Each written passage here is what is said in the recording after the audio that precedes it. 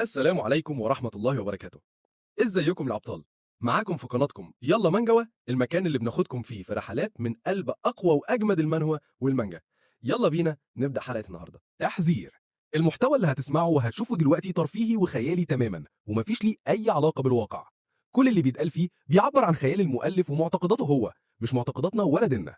افتكر دايما ما تسيبش أي حاجة تلهيك عن ذكر ربنا أو تأخير صلاتك. اتفرج واستمتع بس بعد ما تخلص فروضك. صل على النبي ويلا نبدأ. بتتنقل بينا الأحداث لقصر مقاطعة موجليان، والقصر كله في حالة استنفار عشان زيارة الأمير هايدن للمقاطعة.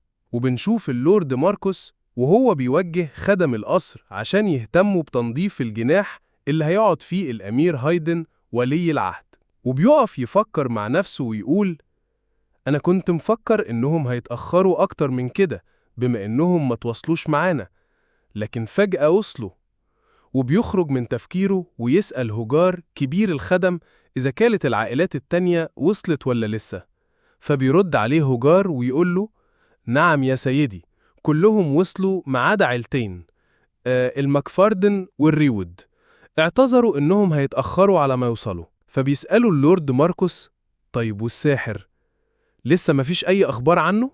فيرد هوجار: لا، لسه مفيش أي حاجة. فبيحط اللورد ماركوس إيده على وشه وهو باين عليه القلق والضيق ويقول: وبعدين في الحوارات دي بقى. وبيتنهد ويقول له: طيب يلا نخرج. وبنخرج بره القصر وبنشوف واحد من فرسان القصر بينادي بصوت عالي ويقول: وصل سمو ولي العهد. وبنشوف موكب ولي العهد وهو داخل القصر، وبيقف الموكب وبينزل الأمير هايدن من العربية بتاعته، وماركوس واقف هو والنبلاء بتوع المقاطعة في استقباله. واحد من النبلاء بيقرب من اللورد ماركوس وبيسأله بصوت واطي: هو فين الساحر يا سيدي؟ وبيبان على وش اللورد التوتر من تأخير بطلنا إيان. وفجأة بيسمع صوت بطلنا وهو بيقول للحصان: قف. وبيظهر إيان وهو نايم على ظهر الحصان من التعب عشان سافروا لمدة يومين عشان يلحق يوصل في الميعاد. وبيبص لماركوس ويقول له: أنا آسف على التأخير. فبيرد عليه ماركوس ويقول له: ما يهمكش، المهم إنك وصلت في الوقت المناسب، تعال من هنا. وبنشوف النبلاء اللي كانوا واقفين مستغربين إن بطلنا مجرد ولد صغير، على الرغم من كل الإشاعات عن قوته السحرية والحاجات اللي عملها وإنقاذه للورد ماركوس وابنه، وإن إزاي كل ده وهو باين عليه إنه حتى ما بيعرفش يركب أحصنة. بيقف إيان جنب ماركوس اللي بيحط إيده على كتف بطلنا ويقول له: بما إن الدعوة اللي وصلتك دعوة إمبراطورية، فده بيديلك الحق إنك تكون على راس اللي هيستقبله الأمير. بيقرب الأمير وقائد الفرسان التاني للقصر الإمبراطوري أوليفر رايوود، وبيقفوا قدام إيان وماركوس، وبيسأل الأمير بطلنا ويقول له: أنت إيان فيدج؟ وبنشوف بطلنا وهو بيقول لنفسه: أنا بقالي فترة ما شفتش الوش ده. وبعد مراسم الاستقبال واللي رسام اكتفى إنه يورينا مشهد واحد بس منها، بنكمل وبنشوف بطلنا واقف وبيبص على بقية الواقفين حواليه من سحرة البرج العاجي، وبيشد نظره واحدة اسمها سيسيليا، اللي لما بتشوف إيان بيبصلها بتبادله النظرات وهي بتبتسم له. وبيكمل بطلنا مع نفسه وهو بيبادلها نفس الابتسامة ويقول: جاسوس إمبراطورية كولد وود، سيسيليا. وبتتنقل بينا الأحداث بعد كده جوه صالة الاحتفالات بتاعة قصر موجليان، والأمير واقف وفي إيده كاس عصير بالليمون، والفارس أوليفر بيقول له: ما تكترش في الشرب سموك. فبيتنهد الأمير ويقول له: مفيش حاجة أعملها كويسة غير إني أشرب. ويكمل ويقول له: أنا مش مصدق إني لازم أفضل قاعد مع شوية النبلاء دول أول ما أوصل من غير أي راحة. أنا مش عاجبني الحوار ده، ولا الواد الساحر ده عاجبني هو كمان. فبيبصله أوليفر وهو بيفكر في كلامه من غير ما يرد عليه. فبيكمل الأمير كلامه ويقول له: أنا شايف إنه هيبقى أحسن لو خلصت بسرعة ورجعت بدري عشان أرتاح. وهنا حابب أقول لكم إن شكل الأمير ده هيطلع واد توتو وهيقرفنا معاه. بنشوف بعدها سيسيليا واقفة في جنب لوحدها ومعاها كاس عصير ليمون بالنعناع، وبتفكر مع نفسها وتقول: الموضوع ده شكله فيه ده حتى إمبراطورية كولد وود مهتمة بالساحر ده لدرجة إنهم بعتولي طلبين: الأول إني أتأكد من الإشاعات اللي وصلت عنه وراقبه، والطلب التاني هو إنه لو طلع الإشاعات صح يبقى أقبض عليه هو وأمه وأبعته للإمبراطورية. وبتكمل وتقول لنفسها ده إيه حقيقته الساحر ده عشان ياخد اهتمام إمبراطوريتين زي جرين ريفر وكولد وود؟ باين كده إني لازم أراقبه كويس. وبتتنقل بينا المشهد لساحة التدريب، وبطلنا واقف وسيسيليا بتراقبه، وبتقول لنفسها بيتهيألي لو اختبرته اختبار صغير هنا في الساحة عشان أشوف قوته مش هيحصل حاجة حتى لو كان المكان مكشوف. وبتاخد قرارها إنها تعمل له اختبار بسيط كده، وهي بتكون كرة سحرية بإيدها اسمها قذيفة السحر، وهي بتفكر إن القذيفة دي ممكن تصيبه بس بضرر مش كبير، وبتطلق عليه بطلنا. وأول ما بتعمل كده بيخرج سهام سحرية تجاه إيان، ومن أثر الضربة التراب بيغطي المكان حواليه. وأول ما التراب يروح بتتصدم لما بتشوف بطلنا عامل درع سحري صد بيه قذيفتها السحرية، ويبصلها ويقول لها انت مين؟ فتود عليه وتقول له انت المفروض تكون عرفتني من سحري، على العموم أنا زميلتك الكبيرة من البرج العاجي، أنا بس كنت بمسي عليك كده بحاجة خفيفة. فيرد عليها بطلنا ويقول لها وانت بقى المفروض انك كده بتحييني يعني؟ فترد عليه وتقول له شوف ازاي بيتكلم السحر الصغير مع زميلته الكبيرة عشان شوية هزار، انت شكلك عاوزني اتضايق منك. فيبصلها بطلنا ويناديها باسمها الحقيقي ويقول لها بغضب سيسيليا. وبتتفاجئ سيسيليا وبتبصله وهي مستغربة، وبيتحول الاستغراب لصدمة أول ما يكمل بطلنا ويقول سيسيليا السائرة الباردة. فترد عليه وتقول له انت مين وازاي تعرف اسمي؟ فيرد عليها إيان ويقول لها أنا أعرفك كويس قوي. وهو بيكمل في نفسه ازاي ما أعرفكيش؟ ده أنا اللي قضيت على كل السائرين الباردين في الإمبراطورية في حياتي اللي قبل كده. وبيكمل كلامه ويقول لها أنا أقدر أقولك أسماء ليكي أكتر من كده كمان لو عاوزة. فبترد وتقول له إيه الكلام الفارغ اللي أنت بتقوله ده؟ فبيرد عليها بطلنا ويقول لها في مثلا يول من عيلة مولتن اللي كان شغال في الاسطبل، وروبن السكرتير الإمبراطوري، وإيليو من الشرطة المدنية الفرقة التاسعة، وكمان إيزابيل كبيرة خدم قصر أنكس. وهو بيقول لنفسه ممكن يكون لسه بدري على إن تكون بقت كبيرة الخدم في القصر. انت عارفة إيه المشترك بين كل الأسماء دي؟ بالنسبة لي أنا عارف. فترد وتقول له يا سلام، وبتبصله بنظرة حادة وتكمل أنا معرفش انت عرفت الأسماء دي كلها منين، لكن كان هيبقى أحسن لو عملت نفسك مش عارف حاجة. وبتجمع قذيفة سحر نارية في إيدها وبتكمل لكن أنا خلاص عارفة أنا محتاجة أعمل إيه بعد معرفتك. وبتطلق هجوم ناري ضخم عليه، وبتقف تتفرج على النار وهي مالية المكان كله. وأول ما تختفي النار بتتصدم لما بتلاقي بطلنا واقف مكانه ما تحركش ولا تأثر بهجومها، وبيبدأ يكون طاقة سحرية في إيده وهو بيكلمها ويقول لها أنا عارف إنك كنتي واحدة من السائرين الباردين. فبتقطعه وتقول له طيب ولما أنت كنت عارف كل ده جيت هنا لوحدك ليه؟ وهي بتفكر مع نفسها هو مين الواد ده بالظبط وإزاي قدر يتجنب هجومي؟ فبيكمل بطلنا وهو بيرفع إيده بالقذيفة السحرية اللي كان بيجهزها ويقول لها حتى أنا كنت عارف إنك هتيجي هنا عشاني. وبيبان على وشها الصدمة اللي بتتحول لرعب أول ما بطلنا بيطلق عليها القذيفة السحرية اللي بتتحول لرماح من الجليد، ويقول لها وهو بيبتسم ابتسامة شريرة أنا حتى كنت متأكد من مجيتك. بتترعب سيسيليا وبتشكل درع من المانع عشان تحاول تصد الرماح السحرية بتاعت بطلنا، واللي بيبدأ يتشقق أول ما الرماح اللي أطلقها بطلنا بتوصل لها، وبيزيد إحساسها بالخوف. لكن إيام مش بيكتفي بكده، وبيعمل بإيده التانية باستخدام المانا كرة نارية كبيرة جدا تستخدم فيها تعويذة اسمها الانفجار الناري وبيطلقها عليها. وسيسيليا بتحاول تتصدى لهجمات بطلنا وبتقول لنفسها أنا مش هقدر أتحرك طول ما أنا بستخدم درع المانا، أنا شكلي هموت. وفجأة بتخترق الرماح درع المانا اللي بيتكسر، وبتبدأ الرماح تصيبها في كل حتة في جسمها، وبتحاول بعدها تهرب من الانفجار الناري اللي عمله يان، لكنها بتستسلم من كتر المحاولات وبتقع بعدها على الأرض. بعدها بشوية بتفتح عينيها وهي مش مصدقة إنها لسه عايشة، وبتفكر إن أكيد المانا خلصت عند بطلنا عشان كده الهجوم الناري ما أثرش فيا. وبتكمل مع نفسها تفكيرها بعد الدوشة دي الناس هتتجمع بس مفيش دليل عليا إني جاسوسة، ومحدش هيشك فيا بسبب حتة ولد صغير. وأكيد البرج العاجي هيصدقني، ولو خفيت بس هعرف أتعامل معاه. مع إنها كانت سليمة من شوية وخدت اللي فيه النصيب، بس هنقول إيه بقى؟ وبيقرب عليها بطلنا وهو بيقول لها أنا بخطط إن أعمل لقب لنفسي لما أبيعك. فبترد عليه بسخرية وتقول له أنت مفكر إنك هتقدر تعمل ده؟ فبيرد عليها إيام وهو بيبتسم بسخرية أكيد.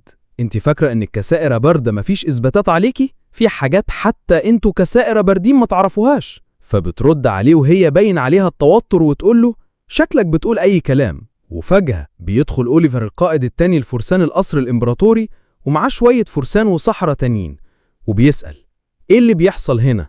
وبيجري واحد من السحرة على سيسيليا ويقول لها إيه اللي حصل لك؟ وإيه الجروح دي؟ فبيرد عليه إيان ويقول له أنا اللي عملت كده. فكلهم بيلتفتوا يبصوا عليه.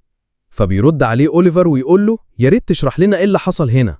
فبيرد بطلنا عليه ويقول له أنا بالصدفة شفت الست دي بتتكلم مع واحد لابس قناع. فبتقطعه سيسيليا وتقول له إيه اللي بتقوله ده؟ فبيكمل بطلنا وكأنه ملاك ما عملش أي حاجة ويقول عشان كده حاولت تقتلني من غير ما أعمل أي حاجة. فبيرد عليه أوليفر ويقول له طيب وده اللي خلاك تعمل فيها كده وتوصلها للحالة دي؟ فبيرد عليه بطلنا ويقول له أنا كنت بدافع عن نفسي عشان أفضل عايش. فبيرد عليه أوليفر تقدر تثبت كلامك؟ فبيرد عليه إيان ويقول له أكيد أنا شفتهم وهم بيبصوا على حاجة زي علامة على جسمهم. فبيستغرب أوليفر ويقول للفرسان اللي معاه دوروا على العلامة دي في جسمها. فبينفعل الساحر يقول له هو أنت مش شايف إنك زودتها شويتين يا قائد أوليفر؟ أنت نسيت إننا من سحرة البرج العاجي ولا إيه؟ فبيخرج أوليفر سيف ويوجه ناحيته هو والساحر اللي معاه ويقول له الأمير هنا، وأكيد إن ده يحصل في وجوده هتبقى حاجة مش كويسة، وسواء كان ده بسبب البرج العاجي أو لأ فواجبنا إننا نعرف حقيقة اللي حصل هنا. فبيرد عليه الساحر بتوتر ويقول له طيب على الأقل خليني أعالجها الأول. فبيرد عليه أوليفر وهو بيشاور للفرسان اللي معاه عشان يبدأوا يفحصوا جسمها ويقول له ده هيحصل بعد ما نفحص جسمها. وبعد ما خلصوا بيسألهم أوليفر إذا كانوا لقوا حاجة على جسمها. فبيرد عليه الفرسان ويقولوا له لا ما لقيناش أي حاجة. فبينفعل الساحر اللي كان لسه واقف شبه الفار المبلول من الخوف من شوية ويقول له أنا عاوز أعرف إيه بقى لازمة اللي حصل ده كله وإزاي تشكوا فيها بالشكل ده. وبيقول الساحر التاني اللي واقف جنبه إحنا لازم نعالجها حالا. فبيبص أوليفر لإيان ويقول له أنت كنت بتكذب؟ فبيرد عليه بطلنا ويقول له أكيد لأ. وهو بيتحرك ناحية سيسيليا اللي بتكون بترتعش من الخوف ويقول لها أول ما يقرب منها وريني قفاكي كده الله يسترك. فبتسأله وتقول له أنت بتعمل إيه؟ وبطلنا حط إيده على قفاها وبيخرج طاقة سحرية من إيده، وبيتفاجئ الاتنين سحرة اللي كانوا بيحاولوا يخرجوها من الموقف ده وهم شايفين اللي بطلنا بيعمله، لأنه أول ما خلص ظهرت علامة ستم المانع على قفاها. فبتبص سيسيليا البطلنا بغضب وتقول له إيه اللي أنت عملته ده؟ فبيضحك بطلنا بخبث ويقول لها أنا كنت بفكر في اللي أنتوا بتعملوه، واضح إنكم كنتوا بتشوفوا الختم ده. وبيبدأ بطلنا يشرح لنا عن الختم ده وبيعرفنا عن منظمة السائرين الباردين إنهم مجموعة مرتزقة سريين بيتم استخدامهم في الاغتيالات والتجسس على الإمبراطوريات، وإن الختم ده كل اللي بيبقوا في المنظمة بتبعتوا لهم التدريب بيه، وحتى هم كمتدربين ما بيبقوش عارفين عنه أي حاجة، وإن المعلمين بس في المنظمة هم اللي بيبقوا عارفين بالختم، حتى إن بطلنا نفسه ما كانش هيعرف عنه حاجة لولا إنه قعد سنة كاملة في حياته السابقة يعذب مسؤول من المنظمة عشان يطلع منه المعلومات دي. بيبص أوليفر للسحرة ويقول لهم حد فيكم يعرف إيه العلامة دي؟ فبيرد واحد منهم بتوتر ويقول أنا أول مرة أشوفها. ويوجه كلامه لبطلنا ويقول له طيب وإنت؟ فيقول له إيان أنا أول مرة أشوفها أنا كمان. فبيقف أوليفر يفكر مع نفسه ويقول على الرغم إن محدش عارف حاجة عن العلامة دي إلا إنها تعتبر دليل برضه. وبيقول للسحرة طيب عالجوها دلوقتي وبعدين هنستجوبها، وجهزوا سجن المانا لو سمحتم. فبيردوا عليه وهم موطيين راسهم من الكسوف اللي بقوا فيه ويقولوا له حاضر. وبيبص لبطلنا ويقول له إيان لو طلع اللي بتقوله حقيقي الإمبراطور هيكافئك. بنروح بعدها للجناح اللي قاعد فيه الأمير هايدن وبيقول لأوليفر اللي حكاله عن اللي حصل يعني الولد ده هزم ساحر من البرج من المستوى الثالث. فبيرد عليه أوليفر ويقول له بالظبط سموك. فبيضحك الأمير ويقول أنا ما كنتش متخيل إنه شاطر قوي كده. ويكمل ويسأل أوليفر أنت إيه رأيك فيه؟ فبيرد عليه أوليفر ويقول له: أنا بيتهيألي إن التقارير اللي جات لنا عنه كلها حقيقية. طريقة كلامه وتصرفاته بتقول إنه مش مجرد ولد عادي. فبيسكت هايدن ويفكر شوية، وبعدين يقول لأوليفر: أنا شايف إني هحتاج أشوفه الأول قبل ما أخد قراري الأخير بخصوصه. هاته ليا هنا دلوقتي. بعدها بطلنا بيدخل وبينحني باحترام للأمير ويقول له: أنت طلبتني جلالتك. فبيرد عليه الأمير: أيوة طلبتك. أنا سمعت إن كان في واحدة من السحرة الماهرين في البرج العاجي، أنت اكتشفت إنها جاسوسة من إمبراطورية كولد وود، وأنا شايف إن دي حاجة أنت تستحق عليها الشكر، وإن لولاك ما كناش هنقدر نكتشفها. فبيرد عليه بطلنا ويقول له: شكرا ليك سموك. فبيكمل الأمير كلامه: أنا برضو شايف إن مجرد الشكر مش كفاية، أنا عاوز أكافئك. قول لي إيه اللي أنت عاوزه. فبيقف بطلنا يفكر قبل ما يرد ويقول في نفسه: واضح إنك بتحاول تعرف أنا بفكر في إيه بسؤالك عن اللي أنا عاوزه. طيب، أقول له ولا لأ؟ وبعد تفكير بيرد بطلنا ويقول له: لو سموك تسمح لي إني أزور المكان بتاع البرج العاجي القديم اللي على طريق القصر الإمبراطوري. فبيستغرب الأمير ويقول له: مكان البرج العاجي القديم؟ أنت ليه عاوز تروح هناك؟ ما أعتقدش إن في حاجة تستاهل إنك تروح عشانها. فبيرد عليه إيان ويقول له: أنا قريت عنه كتير في القصص، ودايما كنت بتمنى إني أزوره ولو مرة واحدة في حياتي. بيستغرب الأمير ويفكر مع نفسه: واضح إنه مجرد ولد صغير بيضيع فرصة زي دي بمجرد طلبه لزيارة مكان أثري قديم وخلاص. وبيرد على إيان ويقول له: تمام، هبقى أخليك تزوره في طريقنا. وبيبتسم بطلنا عشان وصل لهدفه ويقول لنفسه: واضح إني هقدر أحصل على العنصر المخفي في القبو بتاع البرج العاجي القديم أسرع مما توقعت. وبيكلمنا إيان عن العنصر المخفي ويعرفنا إنه عبارة عن كتاب لغة التنانين، والكتاب ده يعتبر المفتاح اللي كان قدر يوصل منه بطلنا لسحر الزمن اللي رجعه للماضي تاني. الكتاب ده فيه كل أساسيات ومعاني لغة التنانين واللي تعتبر أساس سحر الزمن، وإن بطلنا قبل ما يموت بسنين قليلة لقى الكتاب ده وقدر يفهم منه حاجات بسيطة، بس للأسف لقاه متأخر. أما دلوقتي وهو لسه قدامه وقت كبير، مش قادر يتخيل هيوصل لإيه بدراسته للكتاب ده في حياته الجديدة، وإنه يقدر بعد دراسته يرجع بالزمن في أي وقت. وبيبان على وشه السعادة من حاجة زي دي. بعدها بنشوف موكب الأمير بعد ما أخد بطلنا معاه، وأم بطلنا بتبص من شباك العربية اللي راكبينها على القمر وبتقول لإيان: دي أول مرة نخرج فيها من المقاطعة، مش كده يا إيان؟ فبيرد عليها إيان ويقول لها: معاكي حق يا أمي. فبينط الكيميائي ريديو ويقول لها: أنا أول ما نوصل للعاصمة هبقى المرشد الخاص بيكي.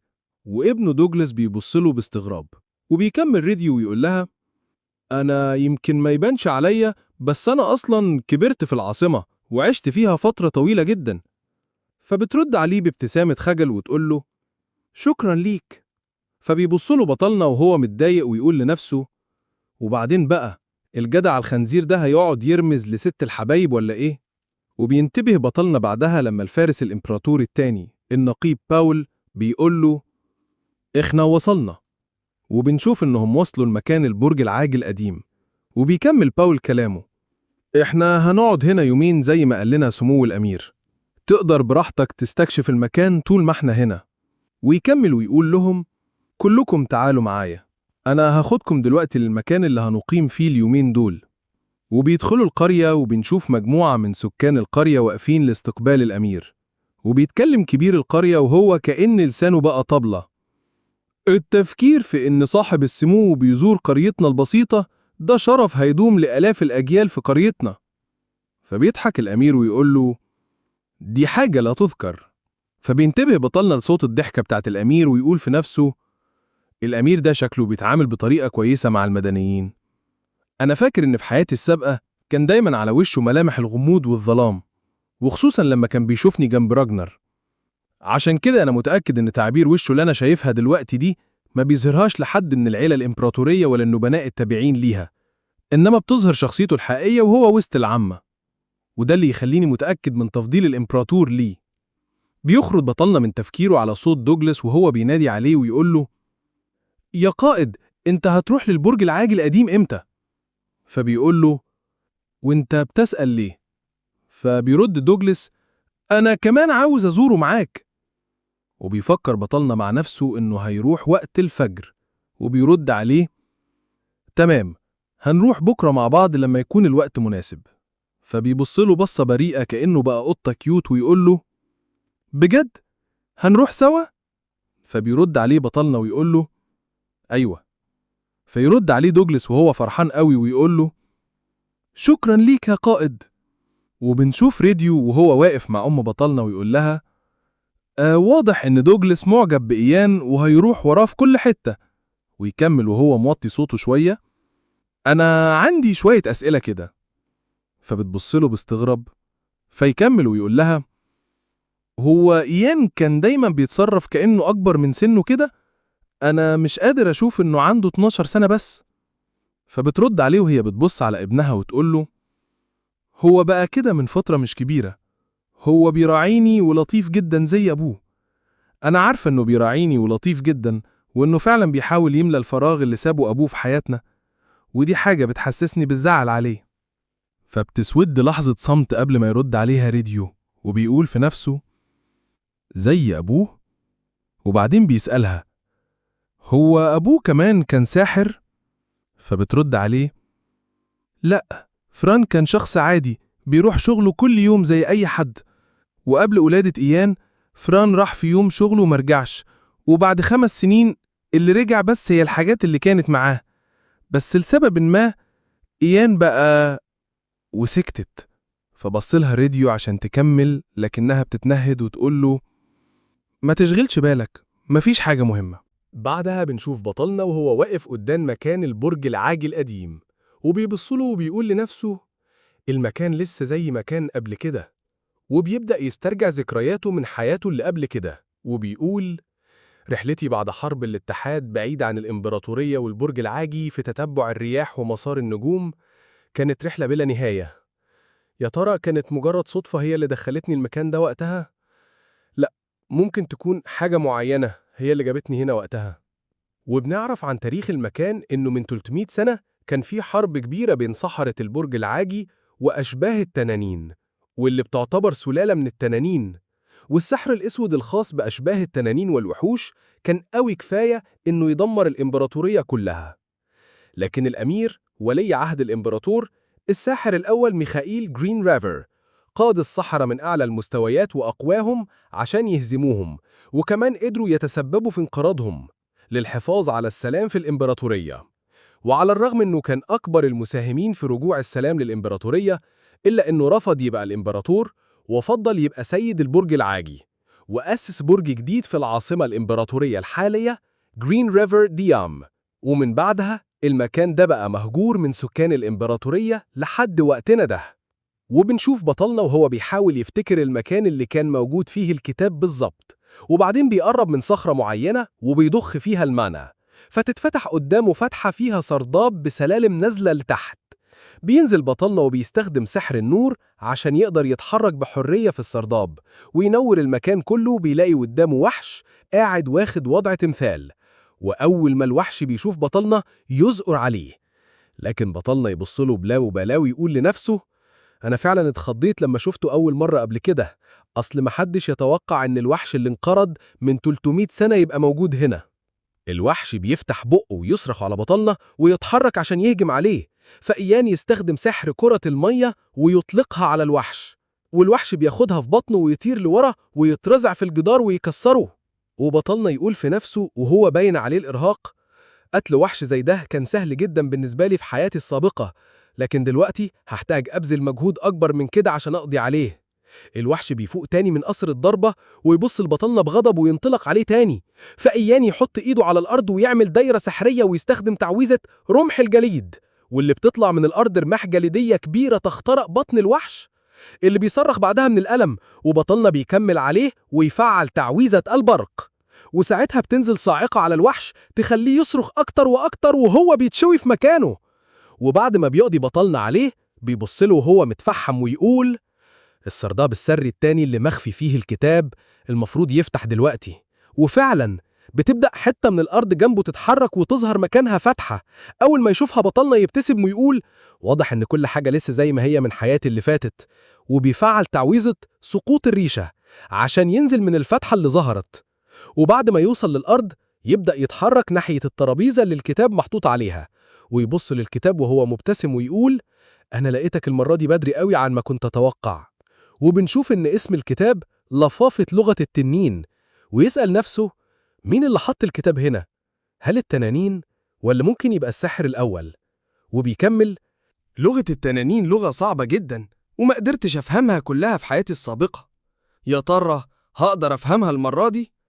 بيمسك الكتاب ويفتحه ويتصدم لما يلاقي أوراق الكتاب فاضية، ويقلب في بقية الصفحات ويسأل نفسه إيه اللي حصل؟ وبيحاول يفكر هل السبب إن استخدمته قبل كده في الرجوع للماضي فبالتالي ما عادش أقدر استخدمه مرة تانية؟ ويحاول يطلع أي صوت بلغة التنانين اللي استخدمها عشان يرجع للماضي، لكنه يتصدم إنه مش قادر يعمل كده، ويقول لنفسه لغة التنانين دي لغة سحرية بتحتاج للمعنى عشان تقدر تستخدمها، وهي مجرد تعبيرات صوتية. وباللي حصل واضح إني ما أقدرش أستخدم لغة التنانين تاني لأني استخدمتها بالفعل، وبما إن التنانين انقرضوا فمش هقدر أوصل لأي حاجة عن اللغة تاني، وبالتالي ما أقدرش أستخدم سحر الوقت تاني ولا أرجع للماضي في أي وقت زي ما كنت فاكر. وبيكمل حاجة كويسة إني عرفت الموضوع ده، وبما إني حصلت على فرصة تانية في حياتي وكمان تعتبر الأخيرة، فلازم أغيرها للأحسن عن حياتي السابقة وأعوض فيها كل اللي ما قدرتش أعمله. وبكده نكون خلصنا ملخص حلقة النهاردة. لو عجبك الفيديو ما تنساش تعمل لايك وتشترك في القناة عشان تتابع كل جديد، وما تنساش تسيب لي رأيك في الكومنتات. أشوفكم في الحلقة الجاية. سلام.